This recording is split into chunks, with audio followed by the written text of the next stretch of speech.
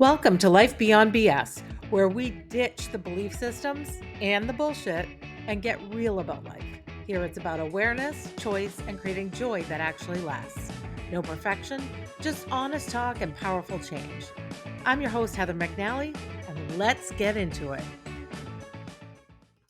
Hey, friends, and welcome back to Life Beyond B.S, where we go beyond the belief systems and, yeah, the bullshit that society puts upon us.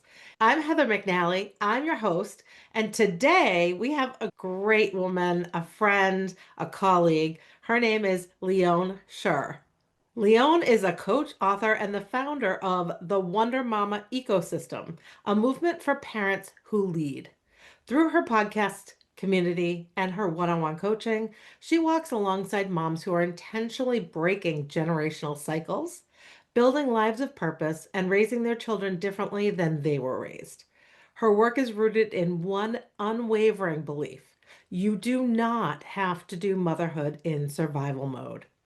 Leonne's approach is warm, testimony driven, and unapologetically real because she knows that parents need to feel seen before they can be moved. She's the host of the Coffee Chat with Parents Who Lead podcast, author of multiple books, and the creator of the Wonder Mama Compass, a signature framework for parents ready to lead with intention. Moms who lead change everything. Love that. And thank you so much for being here, Leonne. Thank you for having me. I am so honored to be in this space with you. And what a great podcast you have. Thank you. Thank Thank you. you. And Leon and I got to meet in person just a couple weeks ago down in Florida, where we were able to attend a fantastic conference. And it was so great because she and I had connected virtually already. And to be able to meet in person and really feel each other's energy, we just connected, and that was it. I had to have her here, and I'm so excited to have you in my life as a friend and a colleague. So this is awesome. Yes. I'm so glad that there's people like you out here, Heather. Really. And you, we're here to change not just ourselves, but we want the world to change, to feel the energy of what we do, and so they can have that in their lives. And I just love that. I love that. So I Oh, want to ask you, my very first question for you is the work that you do, you say is very personal for you. So as the coach and the woman who is helping other people, what did you have to experience and break down in your own life to become the woman that you are today? it's such a great question. I think we all say that, but to allow the little bit of a pause that we need, like, whoo, I've answered this in a couple of different ways, but I really needed somebody to care about me like I care.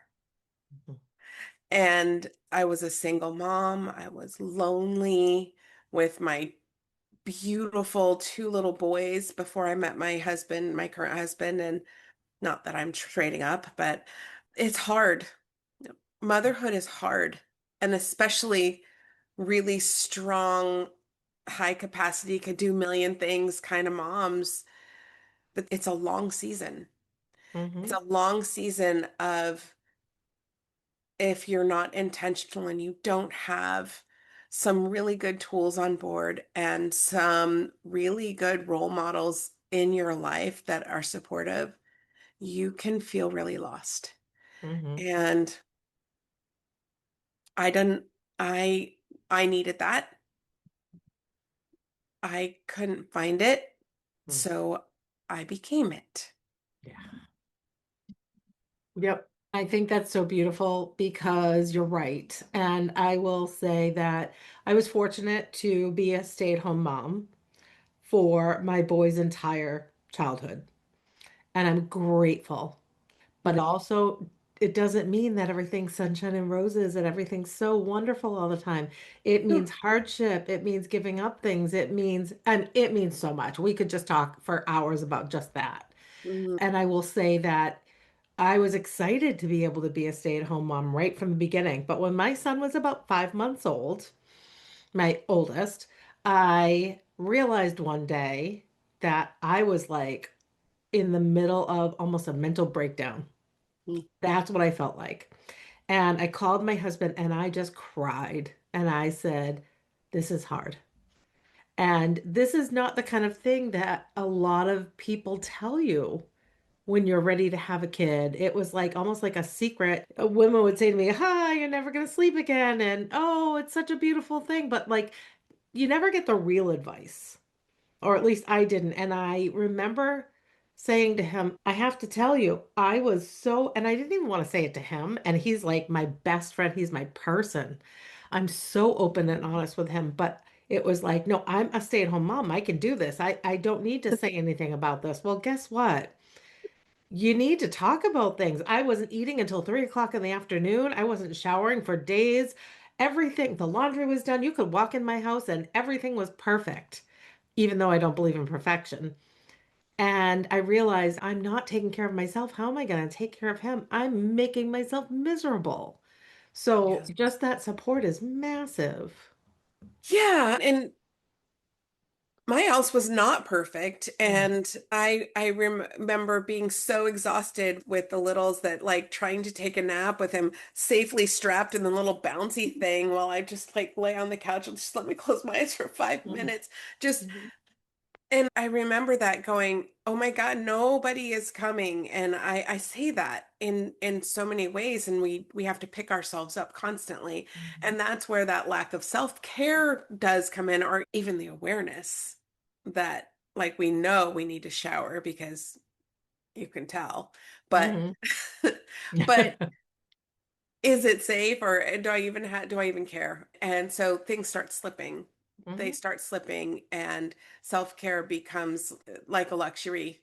And that's where we slip into that mindset of what does it even look like? And it looks different. Self-care Mhm. looks different in different seasons of our life. Right. But I want to go back to that thing that people that you said, like people don't tell you.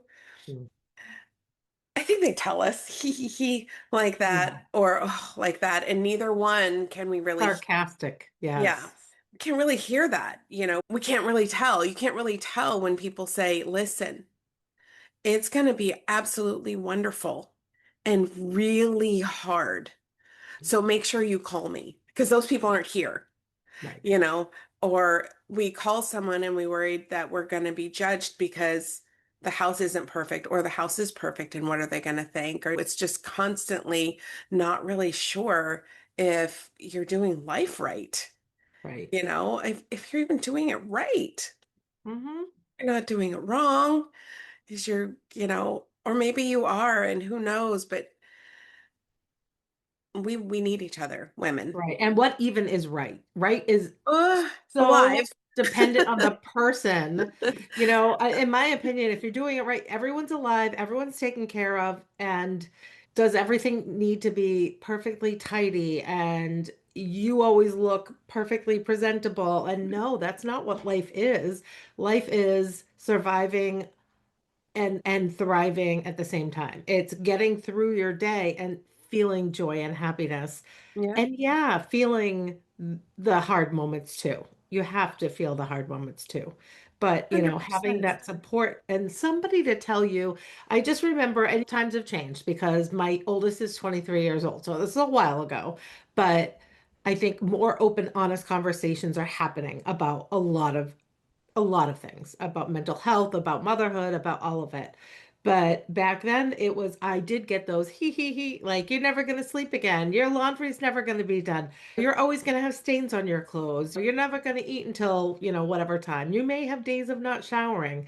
But if people actually took the time to like truly sit down, like you said, and say, it's going to be beautiful, but it's going to be hard. And I'm here for you to support you because that's what I didn't feel I got the sarcasm. I didn't Mhm. get the beyond. Yeah. Yeah, and the sarcasm that was automatically thrown back behind women have children all the time, and that's sort Mm. of, yeah, and but that's really difficult. What many women are struggling with now, and I don't think it's new, but the world is just getting faster, Yeah. right? The world is getting faster, and after COVID, our children, also children who were even born during COVID or who were really young during that time, a lot of things changed, Hmm. right? My grandson can run that iPad better than I can. He's Hmm. 4. Yeah. And so we're still trying to keep up, and we have the internet and we have everybody that looks just so when they're on camera and their children are all clean. And there's like this, all of these people like me, I'll come on here and say, listen, be good to yourself. And, Hmm. this woman hasn't slept in 3 days and her toddler has their knee wrapped around their throat and she's nap trapped and it's not good, Hmm. but it's what it is because she's not Yeah. going to move. There's the reality of everything moving so fast and that level of comparison that slides in, I think is exacerbated by Hmm. what we're exposed to on social media. It's all about the way you look. I heard that yesterday on a podcast or something, and it's like it's all about what it looks like, and it's so much more than that. And Hmm. the choices that women have to make, the choices that women feel that they have to make in moments of my kid is homesick because the Hmm. flu is going around and I have a big report due at work and now I'm having to choose between work and home and my kid and I'm feeling guilty because I really want to do well out there in the world. So we have working moms, we have stay-at-home moms, and the truth is that motherhood really shouldn't be done alone without other moms who Right. are supportive, not who lean in with shame, but who lean in with, yeah, yep, I bet you're tired. You got one more minute because you do need to go finish that and then you can come or whatever it is. But we definitely need a community, which is why I Hmm. created one. And we're having conversations like this one. Yes, and it's interesting because, okay, so I never read the book. I probably should read it since I talk about it occasionally, but Hillary Clinton wrote this book called It Takes a Village. And Hmm. she got mocked for it. And the more you sit as a mom in that role, the more you realize it does take a village. And I do feel that a lot of other countries who are not the United States, who don't have I feel like the United States has a tendency to put so much expectation on moms, but also the independence. We have that thought of, okay, we grow up and we go off and do our own thing. Not that we're not connected to our families, but it's a different thing than a lot of other countries where their family is a village and they have this big village of people to support each other. In this country, I feel like we have support, but we also don't have that same quite level of support. And I think that being able to build yourself up with other moms is going to give you some of that village that it's really necessary to have to thrive. I agree with a couple caveats. Hmm. We need a village of women or moms. I say women because sometimes they're women whose children are grown and gone, but women who are also willing to look at the cultural cycles and familial cycles that don't belong. And a lot of Hmm. times when we're looking, I coach internationally, and Hmm. so I coach women in many countries and countries like India and China, Japan. They have the moms with them. Most Middle Eastern countries have the close-knit families Hmm. that are very, very cultural tradition, lots of tradition. And Hmm. that's wonderful. It's really difficult for a young mom who is raising a child in a Hmm. more modern way. So then we're dealing with shame and breaking cycles inside of it, and it's really difficult. Here in the US, we have what's that called? I can't think of the word, but there's so many cultures in this Yeah. country. There's so many family traditions, traditional.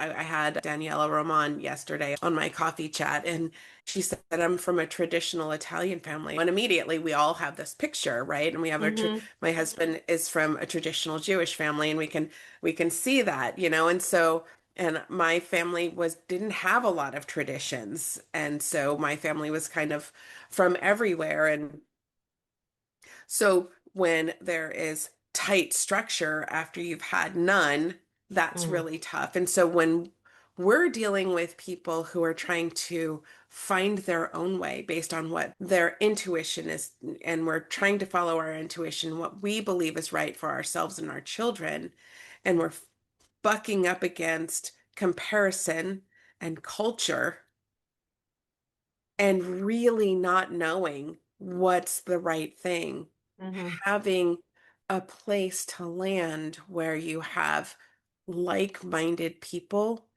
Yeah. because it's hard. It is so hard. If we do have supportive family, or you can have supportive family who's willing to see you, Hmm. it's Hmm. it's just so much. Yeah. This is a time where, personal growth and leaning into our intuition and following what we believe and know in our hearts is true Hmm. is still kind of new. Yes, it is. It is. And it's life is always evolving. And like you said about technology, Yeah. so much changes so quickly now with technology that it introduces us to other people and other cultures and other ways of living that definitely don't necessarily mesh with a lot of the old cultures and super strong historical cultures Yeah. that people grow up in. So that's a huge conversation just alone right Huge there. conversation. Oh my So, gosh. yeah. I'm remembering this woman who I coached virtually. First time I met her, I noticed that she was sitting on the floor of a closet because she had all of the hanging clothes and she was whispering. Hmm. And I was like, oh, I was like, is coaching a secret? She said, yes, my Mm. mother-in-law's here. They wouldn't understand me Yeah. sharing my personal life. Yeah. And that was a big reminder for me Yeah. of just what, and this was a grown woman. She was having her first child and Hmm. she needed somebody to help her navigate all of this. Hmm. And it's a lot. Yeah. It's a Yeah. lot. Yep, Hmm. a lot comes into it, absolutely. And every single person has their own personality, their own way of dealing with things, their own thoughts about what parenting is. And you're right, 100% right, that we need the like-minded women because you may not all do things exactly the same, but at least you have the same belief system. At least you have the same values that you can all share and maybe brainstorm to come up with things. And that's one of the reasons that when I had my first, I was grateful that I joined a mom's club in my area because I met a lot of women and you get to choose who you're connecting with, who you can support, and they can support you. Hmm. Yeah. And do you think that on social media and when you go looking for somebody, that a group, they are there? I feel like we're getting better at that, Hmm. now navigating social media, navigating finding the people that we need, and Yeah. those of us who are here to help, getting better at finding the people who we need, because this is Right. also kind of groundbreaking, Hmm. showing up in this way. There are many, many just incredible people out there, but it has been hard to find them. I just talked to a mom just before today. She says, I have no women in my life. She's a mom of five. Wow. Hmm. Wow. Yeah. That is hard. And I think that when I found this group that I joined, I didn't find it through social media because, again, it was 24 years ago. But I heard about it word of mouth. And like I went to the local library too, and I happened to see, like, looked at the flyers that were up there and saw one about the Moms Club. And I was like, all right, I've heard about this. Now I've seen this. I'm gonna reach out and see what I can do. And for me, it was a huge lifeline because I was a stay-at-home mom and I didn't know who else was in my area. Yeah. And so that gave me that. But you also have to look at social media and have to really use your judgment as to is this something that is real, first of all, Oh, and yeah. second of all, authentic? Are these people actually getting together and meeting up? Are they actually, do they have Hmm. my best interest and my child's best interest at heart? And Yeah. will they support me? Will I get something from this? Because the internet is amazing for so many things, but also we need that in-person contact. We need to get We do, together. for We need sure. the people here to support us. And that was one of the things that I found for me that the group that I joined is that we developed play groups based on our Oh, children's yeah. ages. And Play because we dates. had play groups and we met once a week, our kids got to develop friends and social experiences. And we all were there for each other when, oh, this happened. Can you help me out here? I need to run here without my kid. Can you help me out for a few minutes? So that was a huge piece of it. So those moms, so it's interesting because we rolled right into loneliness. Yes. And these moms, there's so many. There's so many moms that are lonely out and in the big, and they are the biggest, loudest, strongest, most powerful leaders in their community, Mhm. and they're very alone because they're so strong. So a lot of times that loneliness is also exacerbated by actually being quite strong and quite Mhm. capable, you Mhm. know, and standing up and Mm. appearing to have it all together and Yeah. inside really, really struggling Yep. and not struggling in a way that she understands that it's Hmm. okay and it's normal and natural that she would be.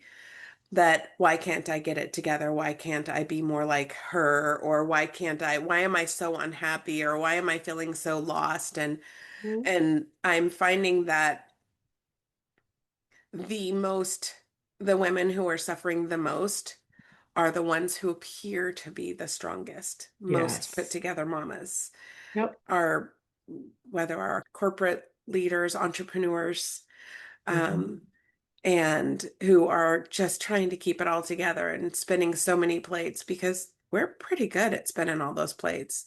We become so good at it that nobody realizes that we need help. Like it would be really nice if someone would just come get this plate, but everybody seems uninterested, so I guess I'll just spin it.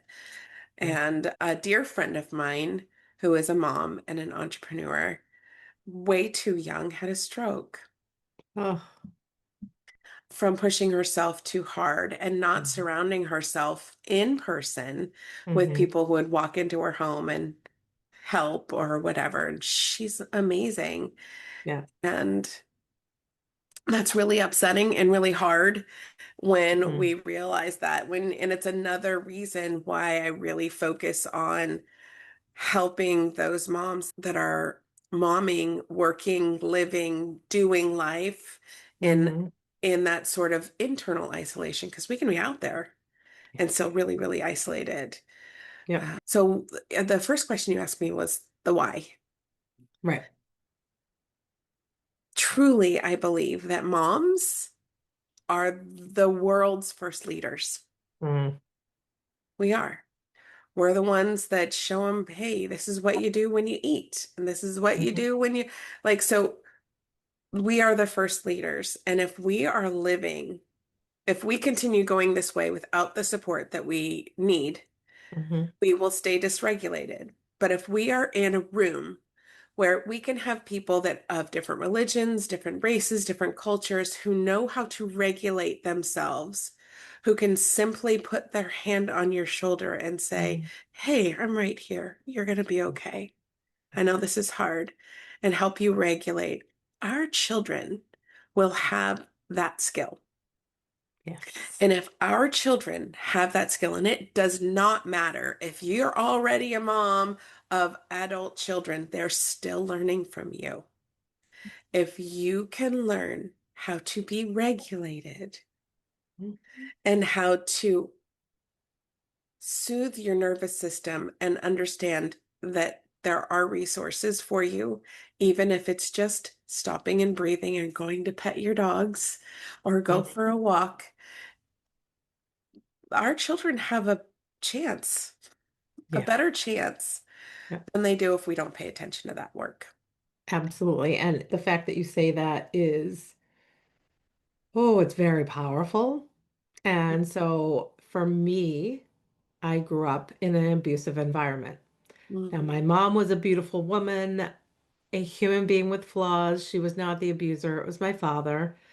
We could have 1,000 different conversations about this because she felt she was doing the right thing by she thought she was protecting us. Well, honestly, if they had split up, it would have been better for all of us.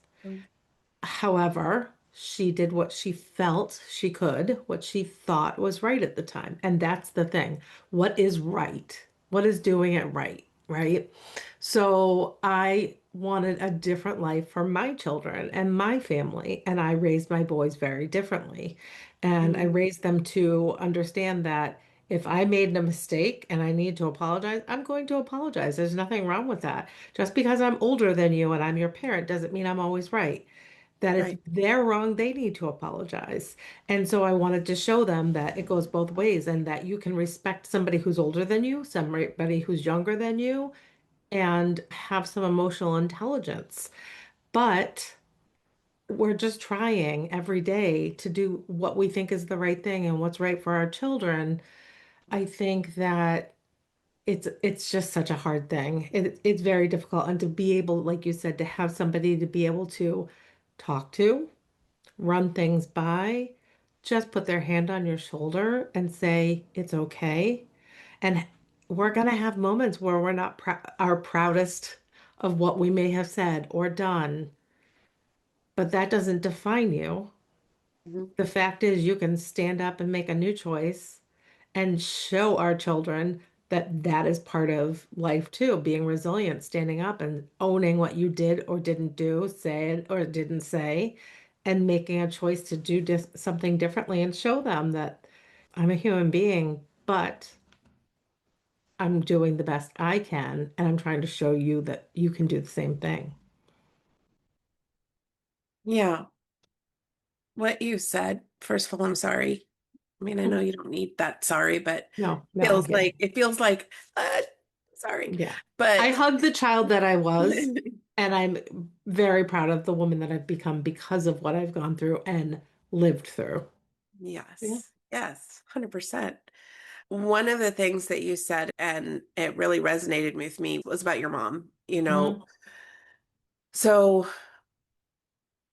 she made a choice based on what she believed was the rightest choice for her to make, based Yeah. on the knowledge that she had, which is why you have so much grace for her. Hmm. I too had a mom who was seeking, she was looking for her home my whole life. My mom was, oh my God, everything was wonder to my mother. She Hmm. was the most exciting person to go for a nature walk with. Everything just lit her beautiful blue eyes up. When she had me, a little brown baby, she was completely ostracized from her family. I was born in the late 60s and she'd been in and out of foster homes. So when the choices that she made for her partner, for her life, were the rightest choices that she could. She wanted the two of us to be, that Hmm. was the biggest thing. She wanted us to be safe. She didn't want anyone that ever would ever harm either one of us, and she chose him. And he is the father of my brother and sister, and he never physically hurt me. He made some choices that caused a lot of damage in my life, but they were his choices. And Hmm. 30 years later, he apologized for them, and I could forgive him because that's the rightest choice that you can Hmm. make. So when you said, what's right? The right is the rightest choice that you know, as long as you're choosing and not reacting. So it's a Right. responsive choice. It might not go right. It might not go Hmm. well. It could Hmm. go really, really badly. But if you Hmm. can make a choice and it doesn't go right, the I know I keep saying that word, but doesn't go the way you wish, then there's repair. I am so sorry. I made Right. the best choice I thought I could make in that moment. Yeah. I won't make Yeah. that one again. And that's powerful because I had conversations with my mom later Mhm.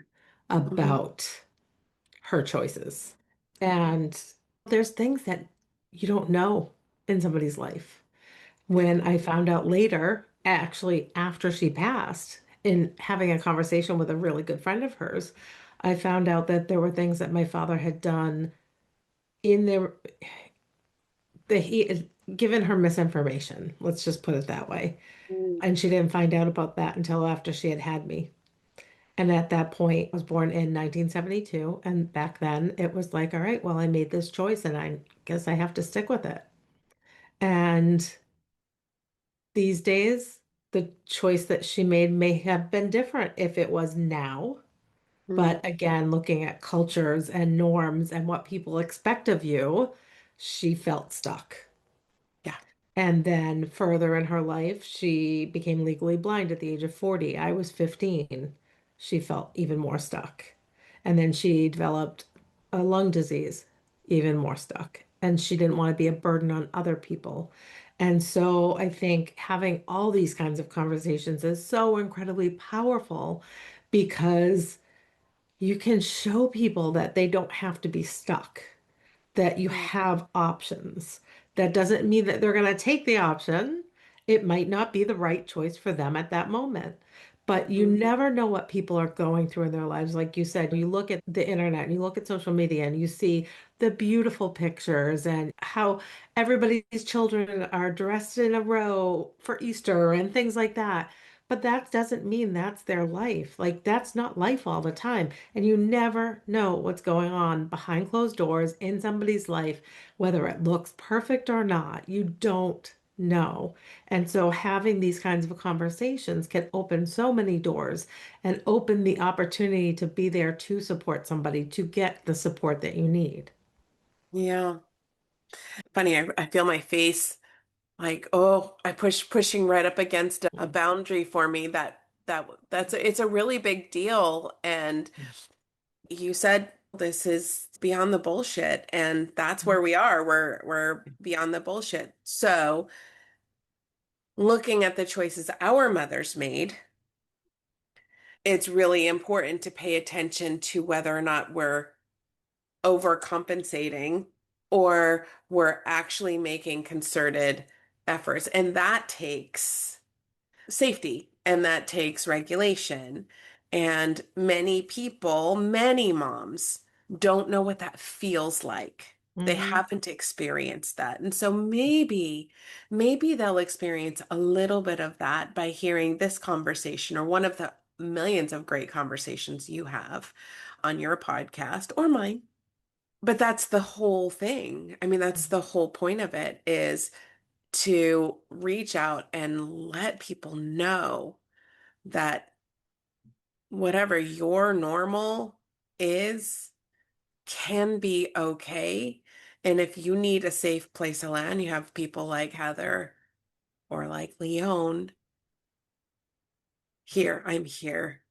I'm not here to judge you. I'm here to give you a place to land, figure out where you are. Right. Um, let's figure out where you are and where do you want Hmm. to go. It's so hard when you don't when you're all up here and it's all Hmm. hard and it's all scary and you're exhausted, you don't know where your resources are to have Hmm. somebody say, here, just sit down here and let's think about where are you? You know, Yeah. where are Like you you? said, regulating. Regulate Because yourself. when you're in that emotional state and you don't even realize it sometimes, you're in that state of fight, flight, freeze because it's they've been crying all day. The laundry's not done. The food isn't done. I don't have the food. I don't have the money. I don't have anybody helping me. I am exhausted. I haven't slept in 3 nights. And it just piles up and it piles up and it piles up. I'm getting goosebumps thinking about it because it becomes complete overload. You can't think from that place. And No. so having somebody to talk to and try to release some of that because you're building all that. You're building all of that cortisol in your body, and that's bad for you, which is keeping you up, not sleeping at night. It's keeping you anxious. It's Right. keeping you Mhm. fight, flight, freeze, Yes. and you can't function in that. No, you can't. My husband and I have been working since November, putting my mother-in-law's home back together. She passed in July of not last year. It's been a while now. And we've been working on the house, and it hasn't been maintained and it's tired. So we've been putting it together. And anyway, I don't know why I felt like I needed to tell you all of that, but we're at the end. We're at the last bit. We're at just the tiny little bits at the end. So hopefully this weekend we'll have it done. But we'd been working all day, and I'm laying on the floor going, okay, I'm done. And my daughter-in-law says, hey, if we just do this, we can do it. We're all here together. And I said, that's how we hurt ourselves. No, we could finish today. And I'm like, no, we're not going to finish today because it costs too much. Mhm. And when you're when you're parenting, you have to push yourself through sometimes. I mean, many times beyond Mhm. that moment. But there are times when we have to recognize we do have the ability to stop. And so it becomes a habit. And so those kinds of things are, that regulation is so important. This is how we hurt ourselves. This, when we don't know what our bodies and our minds, our brains need rest, our bodies need rest. Well, you've been sitting at the desk all day, Heather. What do you mean you're Mhm. tired? I have Yeah. broken my brain. Right, Yeah. exactly. Emotional, like that mental exhaustion, Yeah. sometimes is even more draining than the physical exhaustion. Hmm. Yeah. Sometimes more dangerous. Oh, absolutely. Yeah. Absolutely. Yeah. That's another whole side. Oh my gosh. We could Yeah. just go on. So, you know what would be really great? If the two of us could come up with like one thing that the moms who are listening, who are feeling all the feels that we've been talking about, what's one piece of advice that they can use right now, today, from you and then from me? I would Okay. love that. I think one of the things that I just go to all the time is connection. And connection is so incredibly important. And it's one of the pillars of a healthy brain. And if you can treat your brain with the six pillars of health, it takes care of your body. And connection is one of the most important. Mm, I would say second only behind sleep. Because if you don't sleep, your body needs to sleep, your brain needs to sleep, like you said. And it's not selfish. It's literally you can't function. mhm, So I would say connection because you can't do it all by yourself. As much as you want to say, I'm a superwoman and I can do this. Superwoman, sometimes being a superwoman is when you have to admit that you need the help. yeah. Sometimes being a superwoman is stopping and taking care of yourself. So connection is so important. And I think that whoever that is with for you, whether it be, and it's not just one person, you need that community. And so a spouse, a partner, a super close friend, relatives, a coach, a therapist, a physician, a nurse, anybody that you can connect with. My kids would always mock me for going into the market and shopping and talking to everybody. And I needed that. I needed that connection with other people, especially when they were really young, because I felt like all I was talking was baby talk and kid talk and all their TV shows. And things come up and I'm starting to say, oh, they talked about that in an episode of, and I'm like, oh, I really need adult conversation. And I had my husband. Yeah. But we were so in the thick of all of it, and he was working and I was home. So, yeah, I needed that connection. I needed to not be stuck in my house all day long by myself. So, Mm, I reached out to this mom's group, and it ended up being an amazing experience for me. But whatever it is for you, You need connection for yourself, for your children, for your mental health, for your physical health. Get out of the house, go for walks, meet up with other moms for walks together, to go to a park and let the kids run around and have a conversation. I think connection is the biggest thing that I would say moms need because they can also see other people's perspectives and get perspective on what it is they're thinking. Because when you hold the feelings in and bottle yourself up, you're not only just hurting yourself, but you're hurting your children too, because you're not connecting with them on a healthy level because you're stressed out. So, connection. Connection. Mhm. Yes, connection And is you? that's such a huge thing. I love that. Mhm. Just kind of sitting with that. For me in my head, I'm thinking about that mom that says, I just need to talk to a grown up. Mhm. So true, Yeah. right?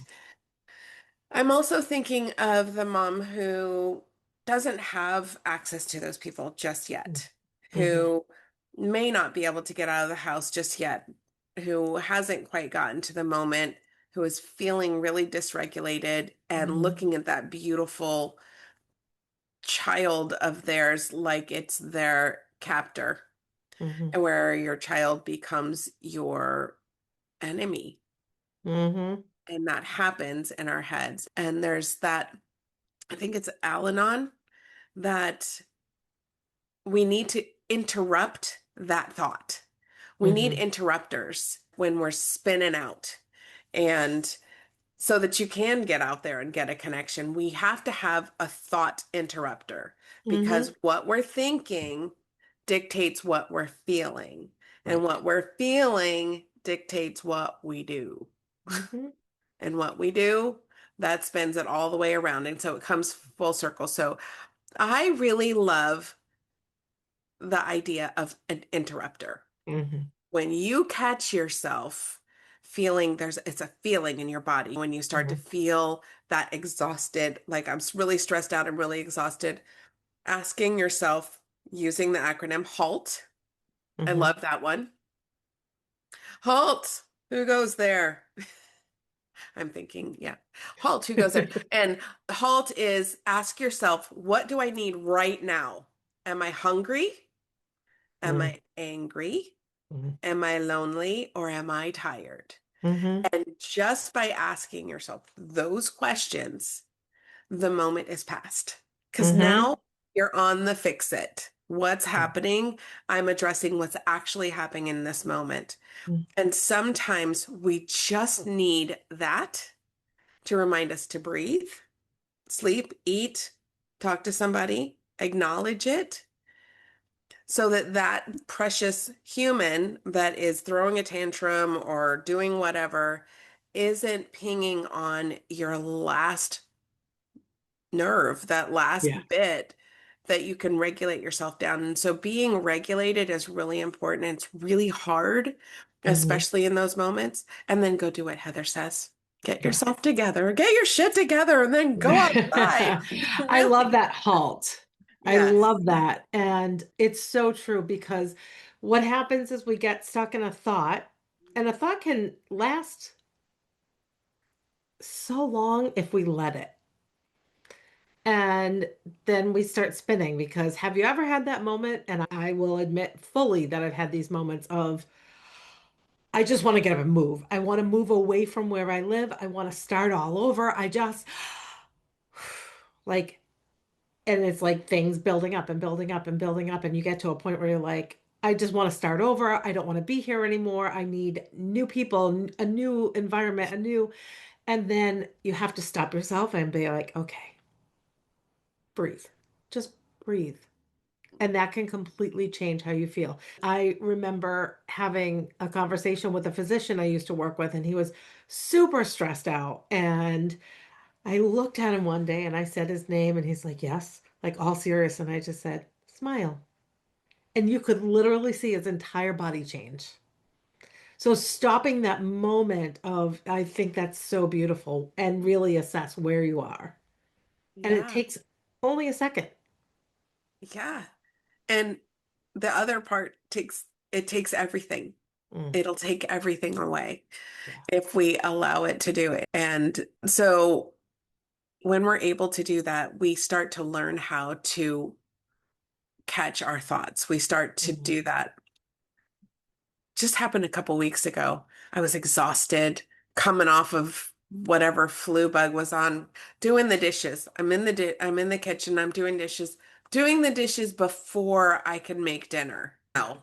That's Mhm. a really, really shitty feeling, but it happens I've been sometimes. there. Doing the dishes before I can make dinner. Hmm. And my husband was sitting on the couch with the dog sleeping on his lap, and he was chilling hard.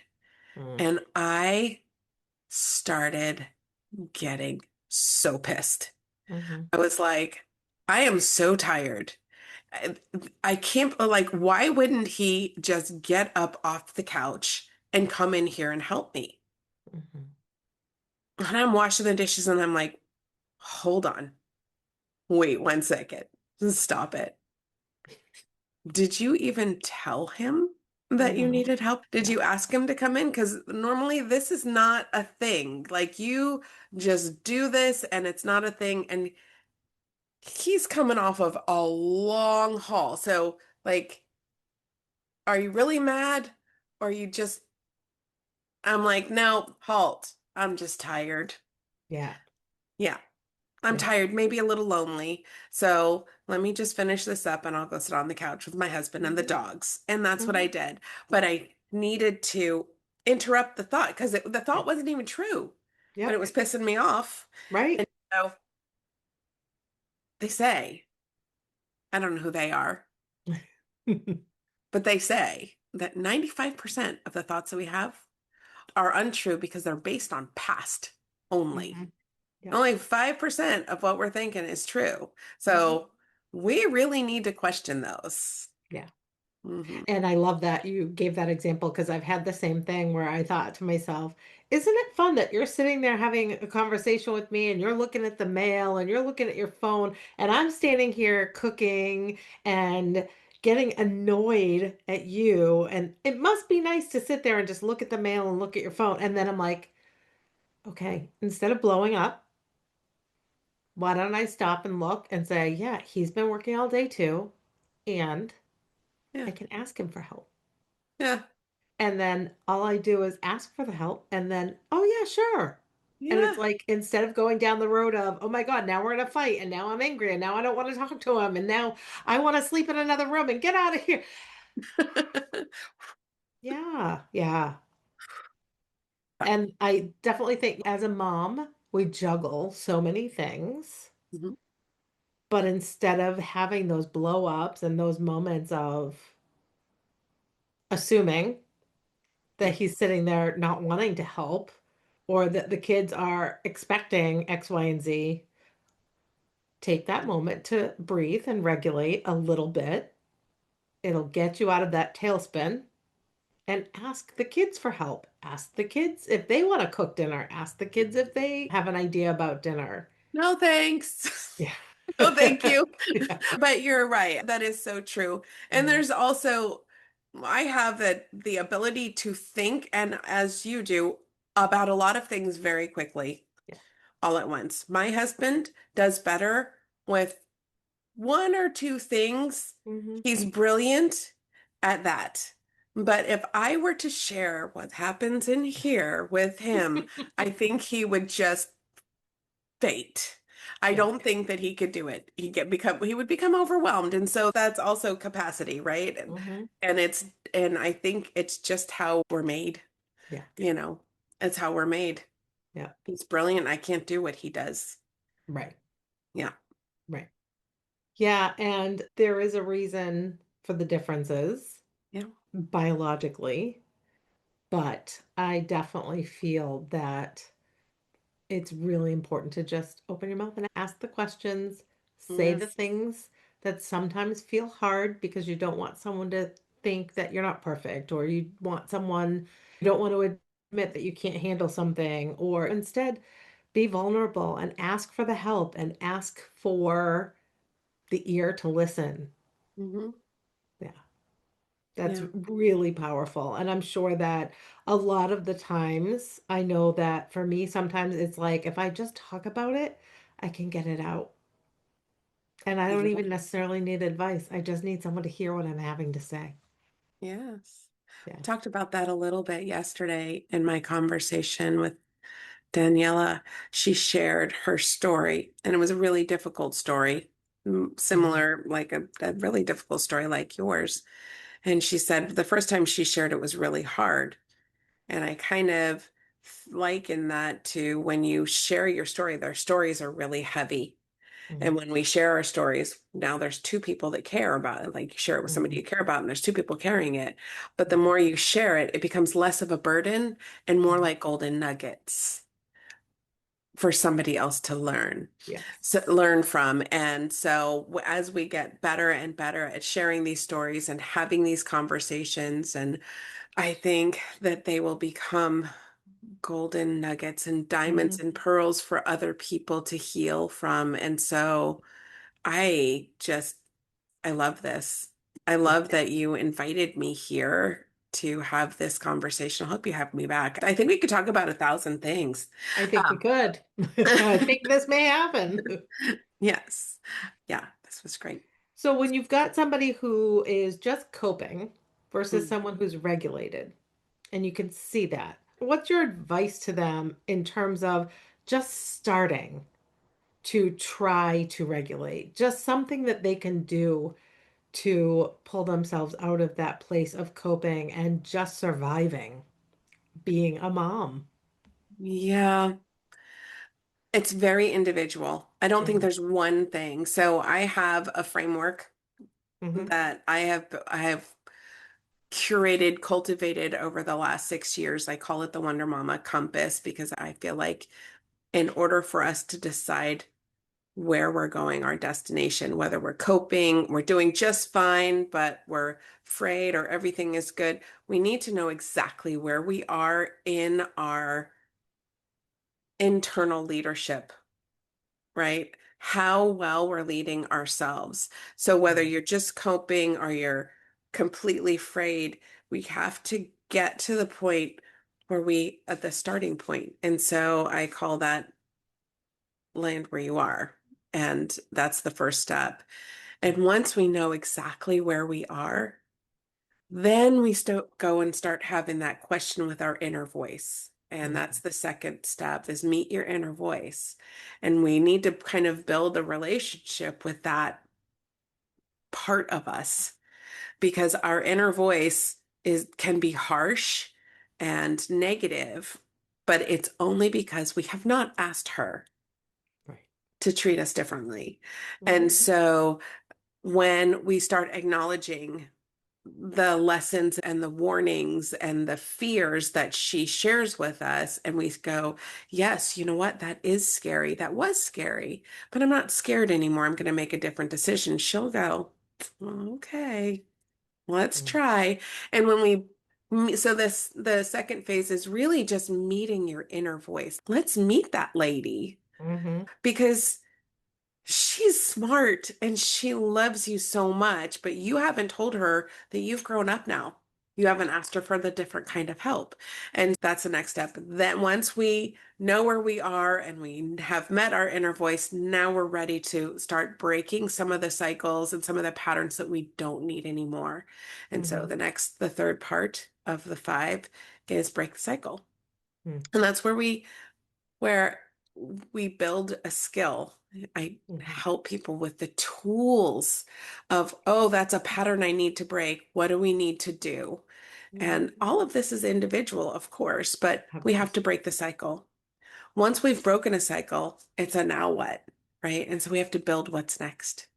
We Mhm. have to build in the patterns and the habits and how we want to show up. We have to build that. Once we've decided what we want to build, then we lead the legacy, meaning we take it and make it normalize it. We normalize what's next. And sometimes that just means we're right at the next first step. And that's the way Mhm. life works, right? We're Right. at the next first step. But those are the five phases of the Wonder Mama Compass framework. And That's about as stringent as the framework can get because Mhm. the woman who lands there is going to create her own path and her own journey based on her own stuff. But when we have a safe framework to walk through, we always know where we are and we have a pretty good idea of where we want to go. And so, to answer your question, I would either woman, no matter where, whether we're talking abstract or real, we do whatever we can that feels natural to regulate the body. I met a woman who doesn't know how to take a deep breath before. Mm. I'm like, oh, that's different. Well, how do you regulate? Well, she regulated very differently. And I'm like, okay, that's what we're going to do because yeah, maybe breath work's really great. Journaling is really great. Talking to somebody is really great. Going for a nice long walk in nature, Right. that's really great. Whatever the thing is Right. that works for you, that's how Right. we land. Mm, Right. And that's why I love that there's so many different options for regulating and for life in general, right? And what works for one doesn't work for another, and that makes us all beautiful. And that's what makes life interesting and unique, but it also makes it hard because you certainly can't say, well, everybody needs to do X, Y, and Z. It's not cookie cutter like that. No, no, no. So I nothing. think that's beautiful. One additional thought before my final question. What is the quiet truth that most women are afraid to admit about their lives right now? What do you think? Oof, it's a quiet truth. Oh my gosh, Heather. Four truths. I want to say it's that they're really afraid to make choices. Mm. They don't know what their choices and resources are. So the quiet truth is it's really scary to make Mhm. a decision and move forward. And so choices. I feel that very strongly because choice is your power. But when Mhm. you don't trust yourself, when you Mhm. don't know what you feel the right choice would be, and say you're given three paths and all three look attractive, but you don't know how to get there, it's hard. It's hard. Mhm. So thank you. And my final question for you is what does it look like for you to live a life beyond BS, beyond the belief systems and the bullshit? Oh my God, I love me. That's my favorite part is that I love me. Mm. Beyond the bullshit, I can say that, and I don't think I could have said that before. I really do. I am, yeah, I am awesome. I love me so much. Love that. And that allows me to love almost anybody that comes into my proximity Mhm. with truth. I am very, very grounded beyond the bullshit. Mhm. And I just don't have any space for it. So, I just love that. And I was having a conversation with somebody today, and I said, what is so beautiful when you can love yourself is mm, you can look at anything and find joy and happiness in it. And then, therefore, your cup is overflowing so you can help fill somebody else's cup. So, that is an incredible answer to that question. Thank you. thank you. And I want to thank you so much for being here with me today and sharing this beautiful conversation. And there will be more to come because just being a mom, being a woman, all Mm, of that, there's so many places that we can go from there. So we'll see you again. awesome. Thank All you. right. So, everybody, thank you so much for sharing this space with me and with Leon today. My hope is that you walk away knowing that you have the power to choose differently. Go live fully, freely, and unapologetically. Your life beyond BS starts now. I'm so grateful you were here today. Remember, your peace, joy, and happiness aren't found in the BS, they're found in your choices. If this episode spoke to you, please rate, review, follow, and subscribe, and share it with a friend. For ways to connect or work with me, check the show notes or visit heathermcnally.com. Until next time, keep choosing you and keep living your life beyond BS.